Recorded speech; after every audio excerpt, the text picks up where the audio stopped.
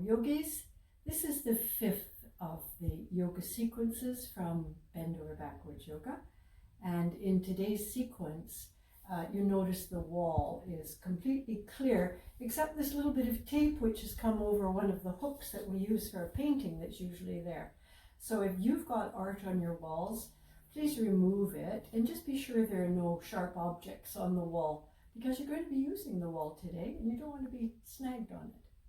You can see that the mat is angled out from the wall and that the blanket is ready for the head, for the neck, and our dandy little yoga belt at the ready. As well as those props today, we'll be using our homemade bolster, a rolled up blanket that's been fixed in this place, and we're also going to use the chair. So if you need to stop this video now and assemble those props, please do that. But if you're ready to go, here we are. We're going to come onto our back with our belt close to hand. And on the back body, we sit in the middle of the mat and then come onto our elbows. See how the hands push the top of the buttock toward the heels. And from there, then we stretch the spine along the mat, reclining in such a way that the neck and the head are supported in the blanket.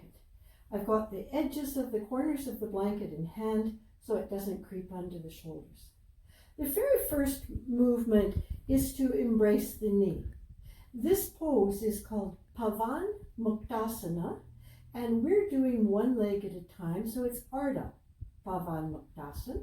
I'm embracing the knee, and rather than wrenching it toward me with the muscles of the arms and the shoulders, I'm letting the knee come to me by softening the crease at the top of the leg, relaxing the shin and the foot.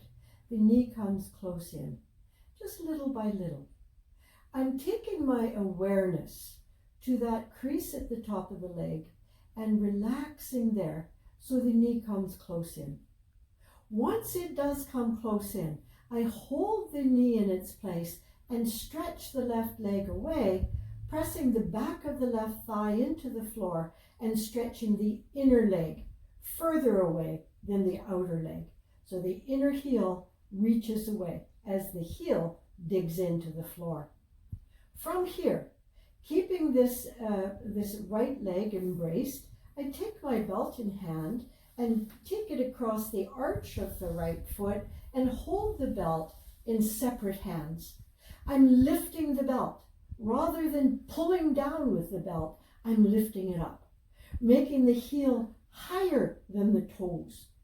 As I stretch the leg upward, straightening the back of the leg, I begin to release from the back of the knee, through the calf, through the heel, upward, and from the back of the knee, downward to the sits bones. So the back of the leg now is stretching. Keeping the crease at the top of the leg soft, I draw the leg towards me as best I can without bending the knee. Once the leg has come towards me, I take the belt in the right hand only and extend the left arm. This right leg is reaching out toward the wall. As the leg reaches to the wall, it finds a place to rest there. Now I can stay and work into this pose. One of the things that has to happen here is the work of the abdominals. They must stretch across the body, away from the wall, in this case from right to left, so that the pubic bone is level to the ceiling.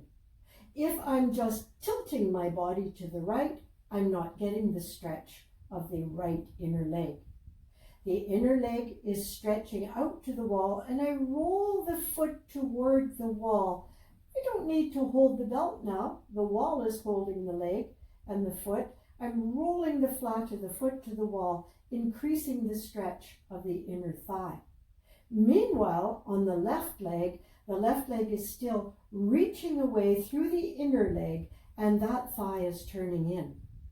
When I'm ready to come out of the posture, and you can stay in the posture a minute, even 2 minutes, but when I'm ready to come out, I'll inhale and raise the leg till it's vertical and then slip the belt off, and bending both legs, I'll tilt onto the side body, and from here, come up and reverse the body position so that now the blanket comes where the toes were, and we sit again into the center of the mat. Knees are bent, and coming onto the elbows again, I push the top of the buttock away, and the mat catches the top of the buttock so I can stretch the lumbar spine away from the top of the buttock and start embracing the left knee. Now I have an opportunity to feel the difference between the left leg and the right leg. That area at the top of the leg, I've called the crease at the top of the leg, the groove at the top of the leg, the groins, the hip flexors. That area has a tendency to become stiff or tight. So just embracing the knee and inviting the knee towards us begins to soften that area. The leg comes in little by little. I'm not pulling with the arms. I'm relaxing the crease at the top of the leg, keeping the tailbone lengthening away from me. And then when the leg has come as close in as it's likely to come today, I stretch the right leg away. All the while keeping the embrace of the left leg. The right leg now is stretching through the inner thigh to the inner heel to the big toe mound. And once I'm ready now to take this left leg up, I loop the strap across the arch of the foot, hold it in separate hands, reach for the sides of the foot. Maybe some of you can hold the sides of the foot. If you can, dispense with the belt and hold the sides of the foot, but not at the expense of bending the knee. The first job is to straighten the leg. So let the heel reach up toward the ceiling. Let the leg come toward you as much as it's willing to come. Lift the belt with the foot, and then extend the right arm and bring this leg to the wall. Let the wall support the leg. And in time, as you lengthen the inner thigh, roll the foot toward the wall. But keep this right leg straight. Take the abdomen across from left to right to balance the pelvis so that the pubic bone is level to the ceiling. The chest is level to the ceiling. We're not tilting toward the wall. You can stay, again, a minute, 2 minutes, stretching the inner leg. The wall is doing a good job of supporting the leg in its place. When you're ready to come out of the pose, inhale the leg up, slip the belt off, bend both knees, and embrace both kneecaps.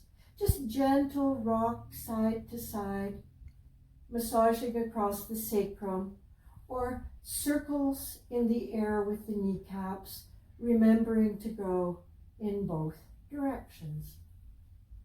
And then set the feet down, shift your body a little to the left, take the right hand under your head, roll onto the right side, look down so the head is last to come up. Now we're going to move the mat perpendicular to the wall. As we take the mat perpendicular to the wall, we're also going to use the chair. In this way, the chair comes flat against the wall.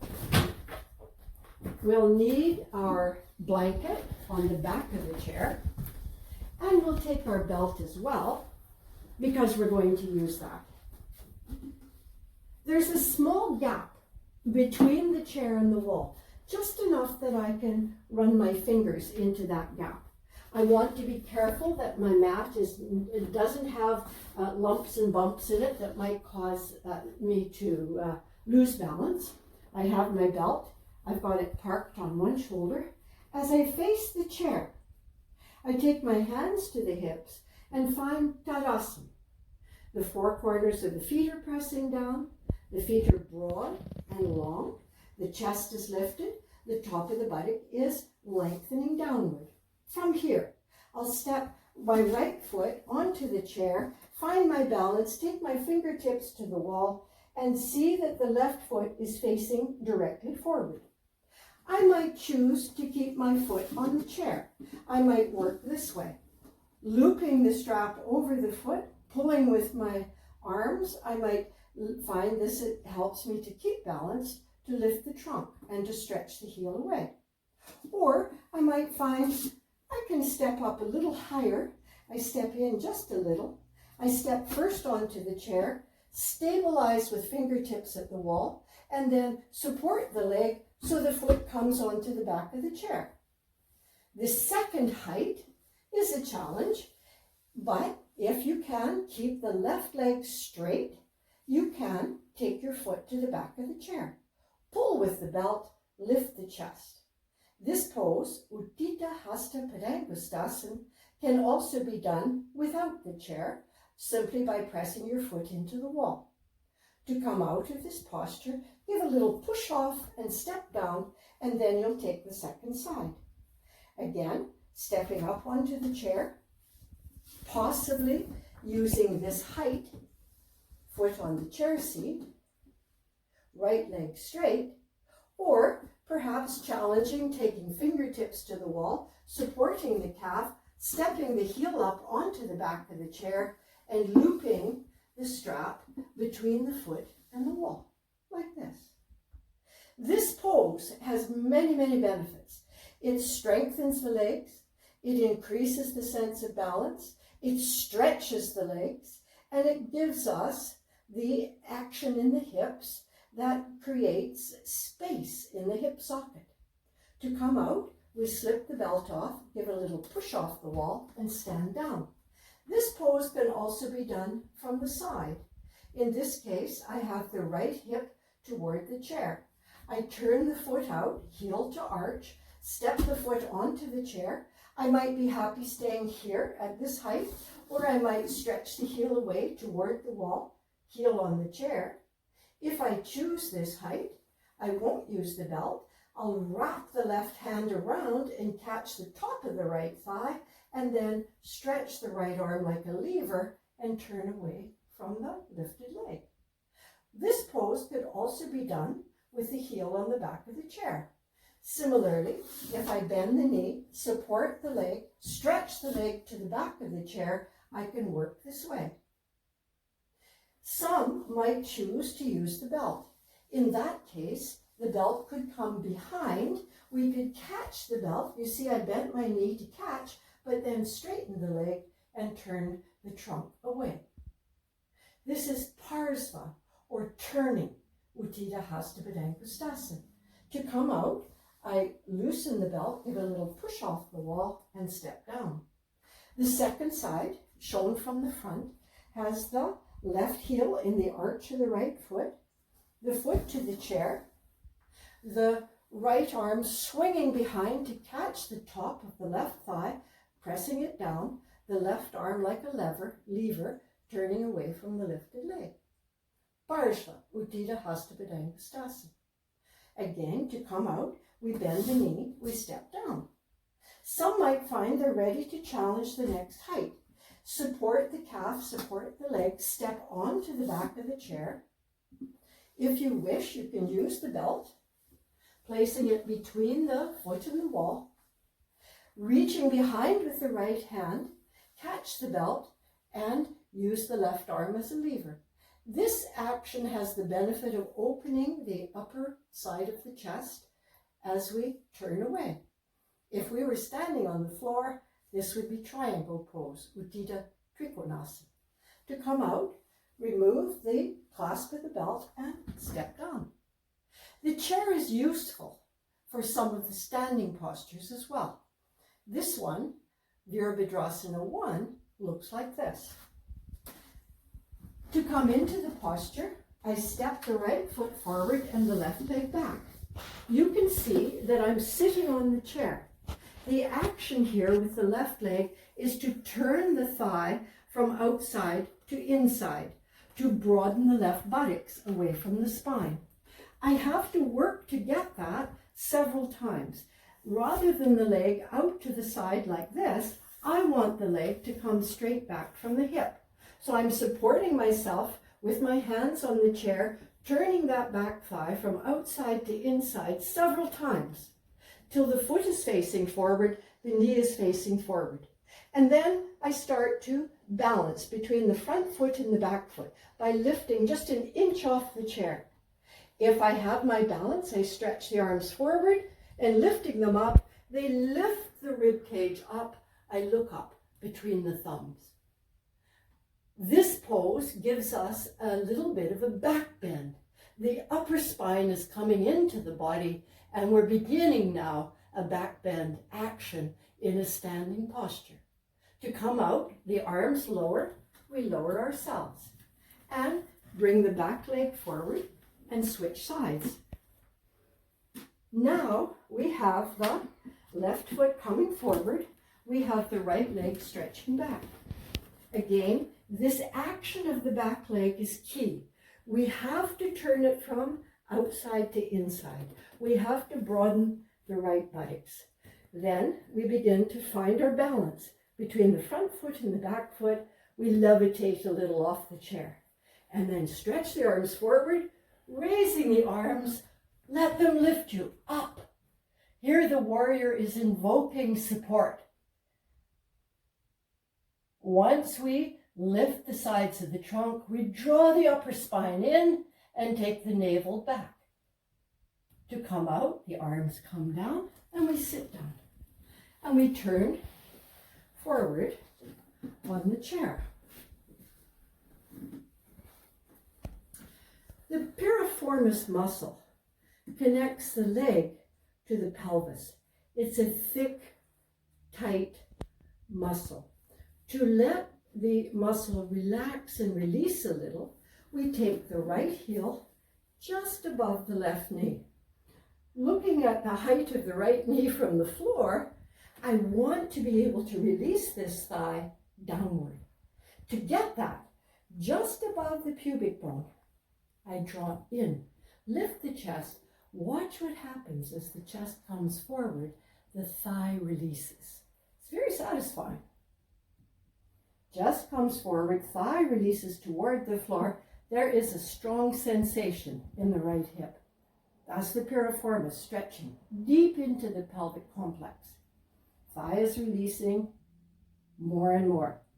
Chest is lifting and coming forward. Then I back up a little and support the knee, support the ankle, and change sides. There will be a difference side to side.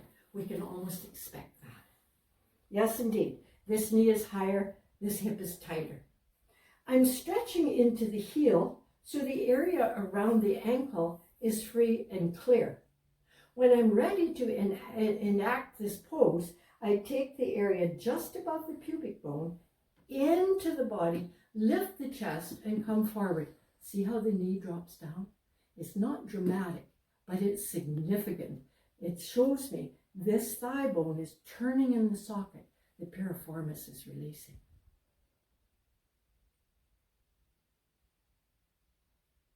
Once the piriformis releases, I back up.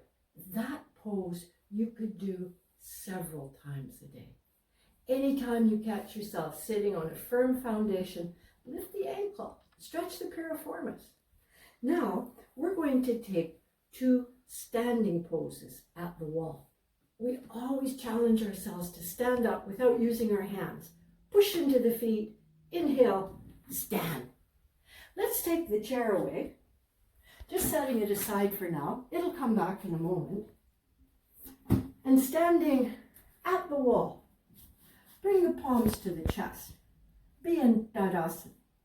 Feet are together, legs are together, thighs are engaged, top of the buttocks moving down, palms are at the chest, just standing in Tadasana. When you're ready to launch, be sure you have enough space behind you to stretch your leg back and space in front of you to take the trunk. I'm going to step forward just a little. Here we go.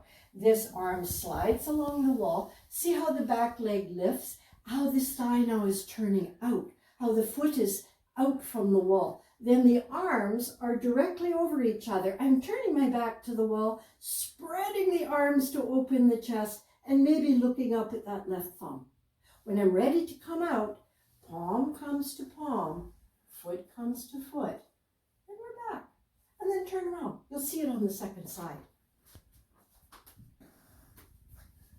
Palms are together. I'm sliding the arm along the wall. See how the arm goes, the foot goes, the leg raises into the plant. There's the foot, tickled by the plant. The arms reach away from each other. The trunk turns to look up. To come out, palm joins palm, foot joins foot. It's a very elegant exit, isn't it?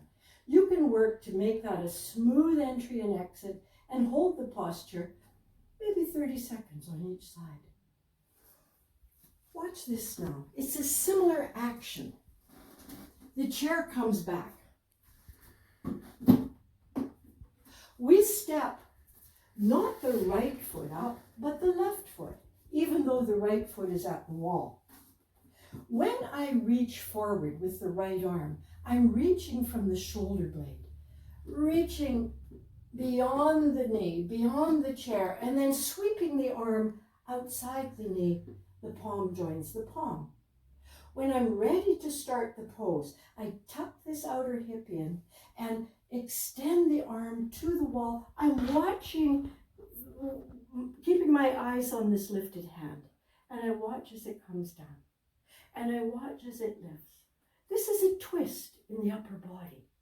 The whole spine is turning, so the back is coming toward the wall. When I come out, I step down all the way around the chair, and we see this pose from the second side. Here, the foot that's furthest from the wall steps up. The arm that's close to the wall extends from the shoulder blade. You see, I'm already starting to turn my back toward the wall. The arm comes down, the palm joins. When I inhale, I turn my back to the wall, looking up at the lifted arm and bringing it down. And turn my back to the wall and look up and bring it down. Each time I turn, my spine is turning toward the wall, my back body's turning toward the wall, and this outer hip is tucked in. Coming out, I just bring palms together and step down. Pause. In this next posture, we use the strength of the legs as well as the flexibility and the verticality of the spine with the abdominal strength. It's called Paripurna Navasana or boat pose. To begin, we sit on the floor, we're facing the chair. We draw the flesh of the buttock back so that we're sitting just in front of the sits bones. One by one, the heels come onto the chair. The belt comes across the arches of the feet and is held as close to the feet as we can. I pull with the belt. See how the spine lifts? How the sacrum comes into the body? This is very important. This area of the sacrum cannot be allowed to fall back. It has to be drawn in and up. As I pull on the straps, my chest is lifted, my arms are straight, my legs are straight. Then I engage the abdominal muscles, drawing them back toward the spine. And I check to see, do I have the strength to lift one leg off the chair without falling back into the back body? Do I have the strength to lift the leg off the chair? And can I, with hands beside me, again, draw the spine in, draw the sacrum in, and now stretch the arms forward on the outer borders of the legs, lifting the trunk, engaging the abdominals. This is a pose that requires a great deal of strength in the quadriceps muscles or the front thigh muscles, and you can practice simply by lifting one leg at a time to get that strength. To come out, just fold the knees, sit down, hug your shins, and lift your spine. Now we're going to take our practice toward Shavasana. Here's what it could look like today. We'll set the chair aside. We'll keep our blanket. We'll bring our homemade bolster in and place it against the wall with the blanket supporting the head and the neck. Like that. Then we'll sit in the middle of the mat, the belt is set to the side. And from the middle of the mat, and this may become more and more familiar to you, we come onto the elbows and push the top of the buttock away so that we can get the floating ribs. And you see my thumbs on the floating ribs, just inching the floating ribs onto the front edge of the bolster, and then down the center of the bolster and blanket under the neck and the skull. And I lift my head and check to see, oh, my legs have drifted off in one direction. Let me bring them back in line with the spine. Let me once more lengthen the top of the buttock away, and then extend the legs one by one. See how the legs are joined to begin? They're joined to begin, but then the legs turn out and the inner thighs are separated. We remove our glasses. We extend the arms out to the side. And then we bring our awareness to the position of the skull. If this is happening, if the chin is jutting up and the forehead is falling back, we have to adjust that. We have to take our thumbs to the base of the skull and tilt the skull from forehead to chin. Then the eyes can close. Hi, yogis. This portion of the sequence is about the yoga of breath called pranayama. After a sequence of yoga postures, we take shavasana to embed the postures in muscle memory, to restore and refresh energy, to come into the quiet mind and the still body that yoga produces. And then, after a generous shavasana, at least 10 minutes, we can do some pranayama. Pranayama is often called the yoga of breath. I've referred to it in that way.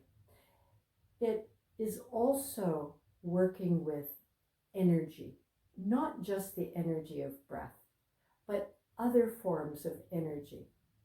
In our practice today, first, let's consider the organs of breath, the nasal passages or nostrils, the sinuses, the windpipe, the bronchi, the branching areas of the lungs and the lungs themselves, as well as the breath diaphragm. The breath diaphragm is like a large disc from the front of your body attached to the bottom of the breastbone to the spine in the back. This disc-like shape tilts from back to front. And when we breathe in, it's pressing down. When we breathe out, it lifts up. It's circular in nature, and so we can feel its movements in the back body, the side body, and the front body. When we come to Shavasana, there is no focus particularly on the breath. In Shavasana, we want to be completely quiet. However, in pranayama, although the body is stilled, the focus is primarily on the breath. In Iyengar yoga, the breath is taken through the nostrils. And if there's a cold or if the nasal passages are affected by illness in some way, we don't do pranayama because the lungs need time, the body needs time to recuperate. If, however, everything is in good working order, then take your position again on the bolster as you saw for Shavasana, like this. The knees are bent to begin. The seat slides toward the feet. We come onto the elbows, push the top of the buttock away, and rest the floating ribs. And we could look for the floating ribs with our thumbs in the back body and place them exactly on the front edge of the bolster. And then stretch the spine along the bolster, adjust the blanket, adjust the skull, stretch the arms away, and lengthen the legs and then let the legs drop away. You see the legs are not separated widely from each other, although the inner thighs are not touching. Today, we're going to cultivate the part of ourselves which we could call the witness self. That's the meta-analytical self that observes our very being in our words, our actions, our feelings, our memories. We observe ourselves. As you close your eyes now, and once more become still, bring your awareness to the nostrils and relax the linings to the nostrils. Relax the bridge of the nose. And let the space just under the forehead and behind the eye sockets, let that space relax. Relax the throat and the larynx or voice box. As you relax the body, let the witness now feel where on the body do you sense that the skin is drawn tightly over the bones. And if you determine that there is a place or places in the body where the skin feels tight, relax the skin over the bones. Particularly, relax the skin over the bones of the face, over the throat, and over the chest. Feel too now, let the witness self feel, are there places in the body where the skin feels cool?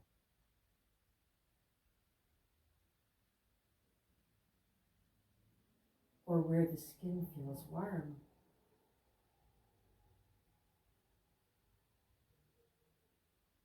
Can you feel the touch of clothing on the skin?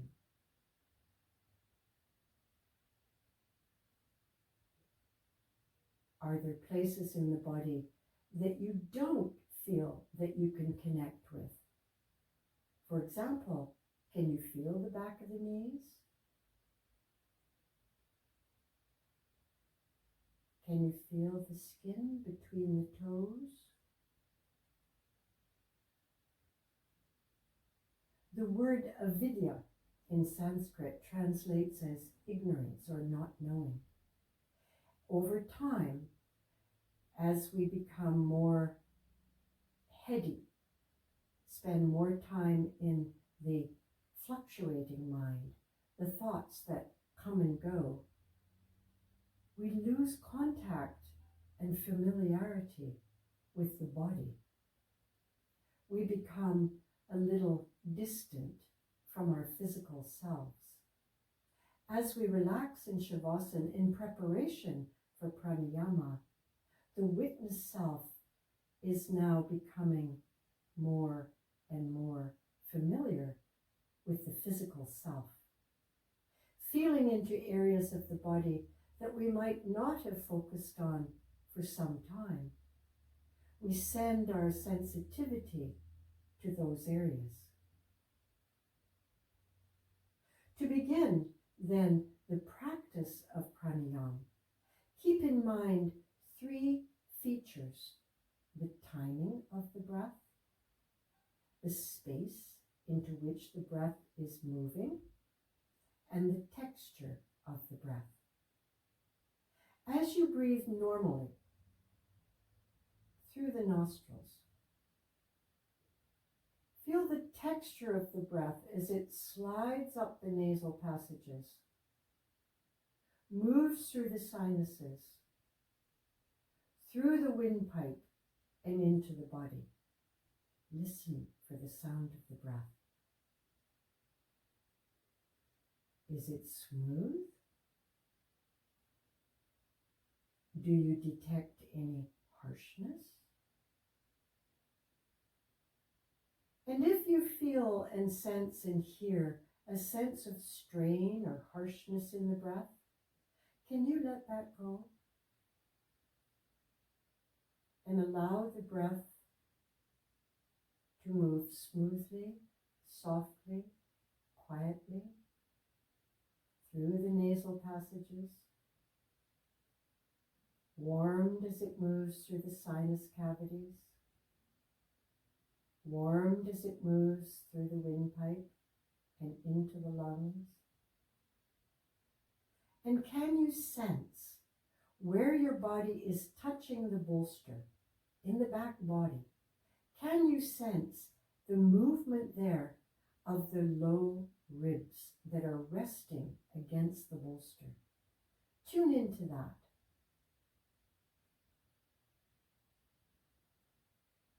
That's right. The low ribs spread away from the spine as if they could wrap around the sides of the body toward the front body. That's the circularity of the breath diaphragm. The breath is moving from back to front. Follow its path. Up the nasal passages, through the sinuses, down the windpipe, into the lungs. Breath diaphragm now receiving the action of the breath and spreading from back to front. Can you detect if the breath is moving as freely on the left and right sides? Comparing left and right, is there a difference?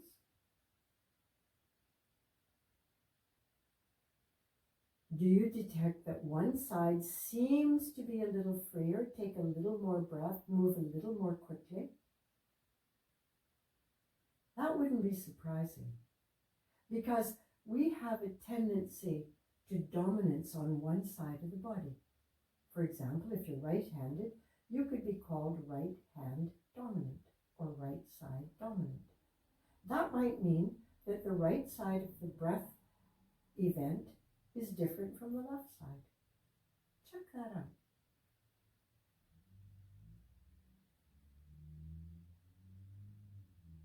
In previous sequences, we've rested the hands on the floating ribs.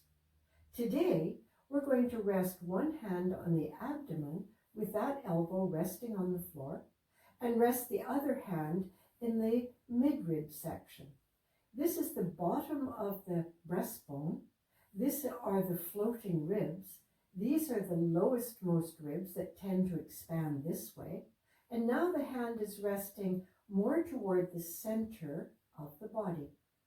One hand on the abdomen, one hand on the bottom of the breastbone. As I breathe through the nostrils, just normal everyday breathing, I feel that the abdomen is completely passive. It's not lifting my hand at all. But this hand resting on the low ribs, I can feel the low ribs stretching away to the sides. Just feel as you're breathing in, breathing out.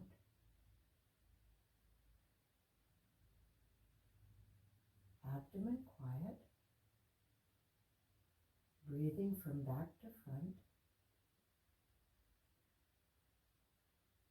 The low ribs spreading. Breathing from back to front. Ribs wrapping around from back body to front. Abdomen quiet. Then rest the elbows at the sides. Keep space between the inner arms and the sides of the rib cage. Just breathing. And now count silently and to yourself the time it takes for your normal inhalation and your normal exhalation. Spend at least a minute observing and counting until you get an average count for the inhalations and exhalations, like this. 1, 2,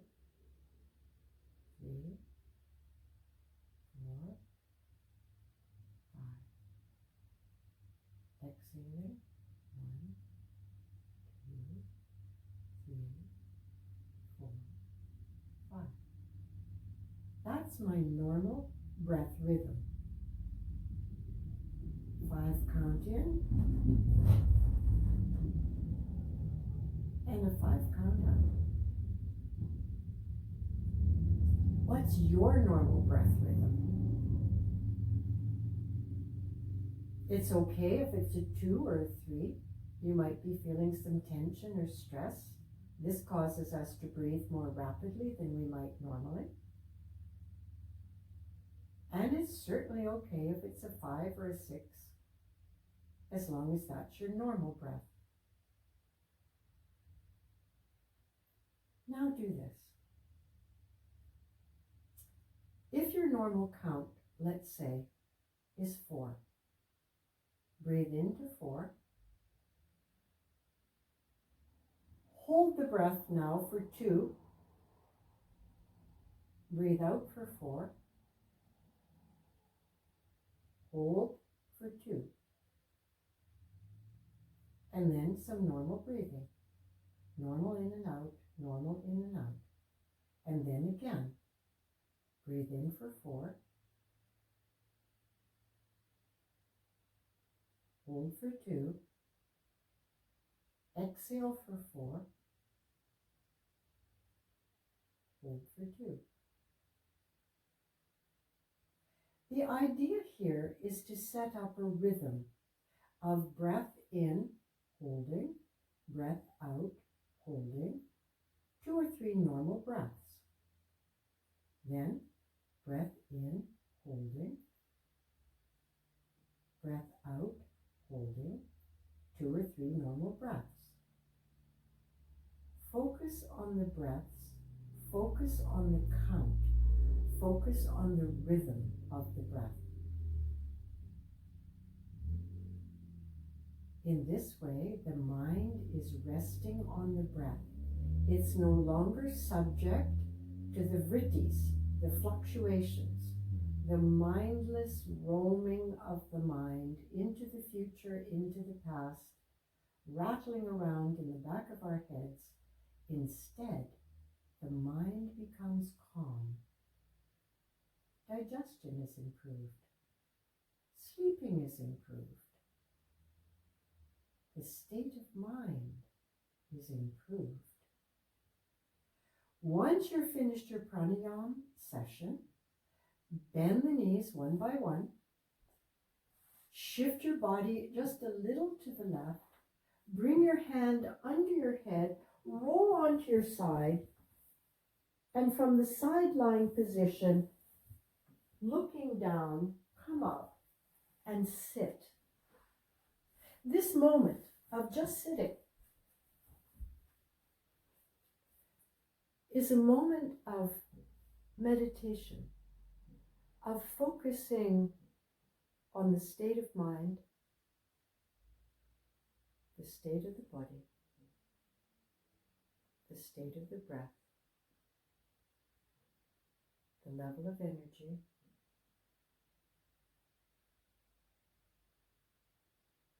you can see how yoga was created to bring about the state of mind that would lead to meditation, to this contemplative, introspective practice.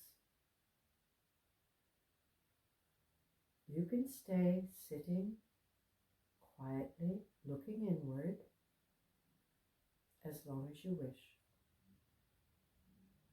I draw my palms together, I bring them straight into the heart, and I bow to you, yogis. I bow to my teachers. I bow to all the healthcare workers and everyone who's keeping us going through this health crisis. I bow to my son, whose help is immeasurable in bringing these videos to you. I thank you for your generosity and kindness and wish you well. Namaste.